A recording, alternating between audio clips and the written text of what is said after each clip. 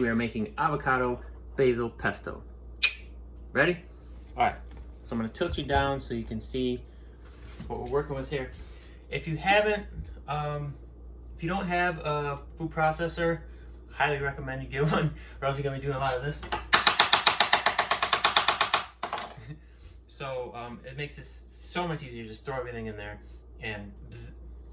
So I bought, I can't tell you the brand, but it's a combo blender and it has this attachment so you can take the blender off and put the food processor on there. Just be careful, that blade's sharp. So here we go. Starting it off, 2 cups of basil. So that'd probably be the longest step if you have to go pick the basil. I definitely recommend growing it yourself.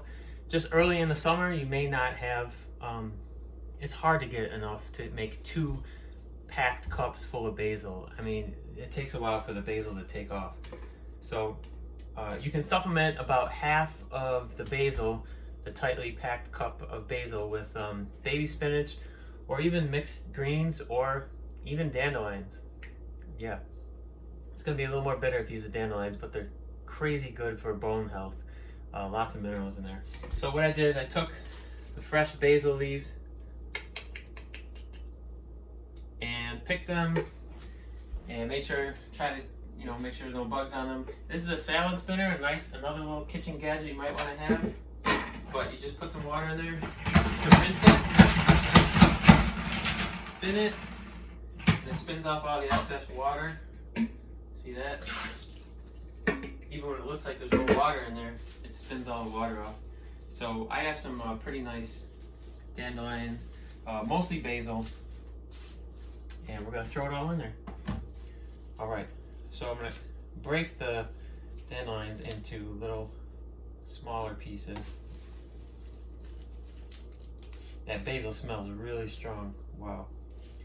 But yeah, if you put your basil, plant it in the ground, or at least in dirt with a big enough pot, it'll just turn into a giant bush. And when it starts to get really big, with big leaves, you want to pick all the big leaves. Leave the smaller ones, let them grow. But make some basil pesto. All right, so here we go. That is that. And in the beginning, you just put it in there, put water in there. It's kind of like duals as a colander strainer, and then you put it in there, spin it. Okay, so we put the top on here. Put the top on and turn it on.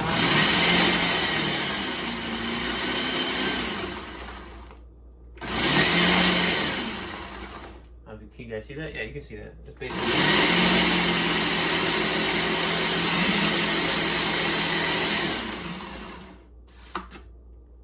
basically just minces it up. It saves you a lot of work.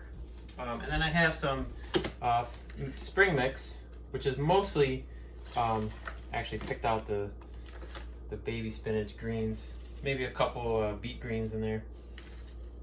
Always safety first, never put your hand inside there, especially when it's on and plugged in.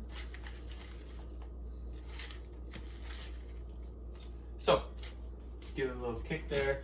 And again, if it's the end of the season, you got a ton of basil leaves, 2 cups of packed basil. What it means by packed is like, if you just put them loosely in there, it'll be like 4 leaves. So if you have a measuring cup and you really pack them in there so that like you can't push any farther, it's a lot of basil. Here we go.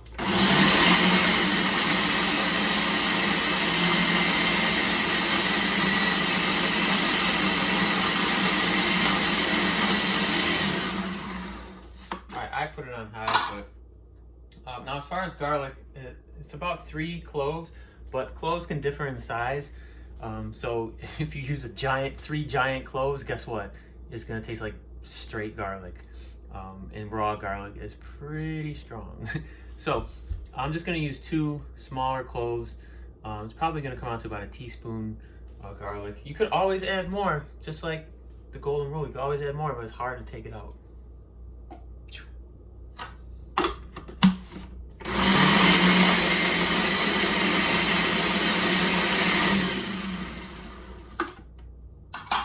right?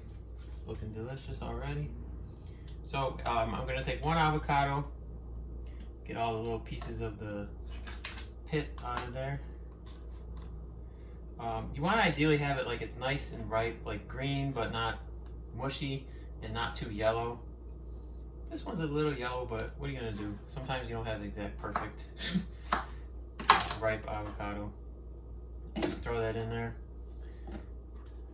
And so one avocado, and I'm using half a cup of cashews. I like cashews, it's a pretty versatile nut, and depending on how salted it is, you might not have to add really that much more salt. But it usually, pesto calls for, what do you call it, pine nuts. But let's be real, who has pine nuts at home? Not me. And they're pretty crazy expensive, so use any nut that you like. All right.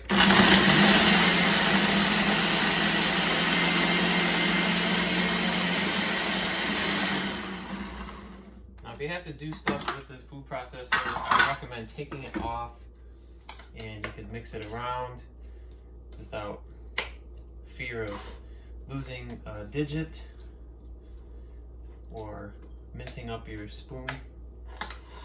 So it's a little dry, so we're gonna add, what we got here?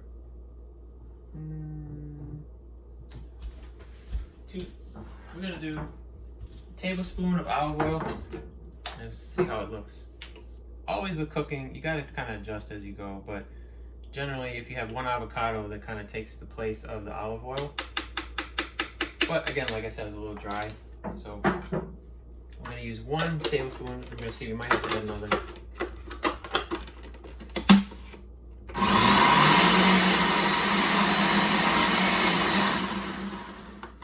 Yes, we are. So we're going to use 2 tablespoons. If you have a really nice, perfectly moist, ripe avocado, you may only need 1. So I'll say 1 to 2. We'll leave it up for creative license there.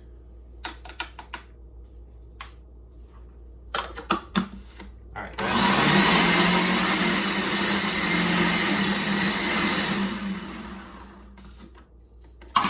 Last time we're just gonna mix it up here. You guys see that? It looks like pesto. I think we're onto something here. No, I've made this before. It's delicious. And you can actually use Parmesan cheese if you want. I would say, you know, 1/4 of a cup, like 2 to 4 tablespoons, if you want. If you don't, then don't. All right, last time.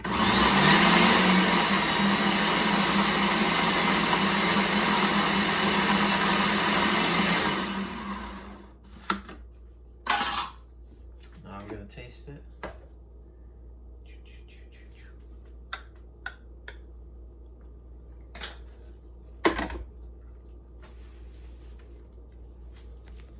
Oh, that's good.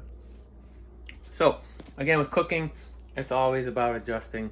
So, if you have to add a little more salt, add a little more salt. If you like the Parmesan cheese, add the Parmesan cheese. But the more basil you have, the more you don't have to substitute with like baby spinach or spring mix or even dandelion greens. The more pure basil pesto it's going to taste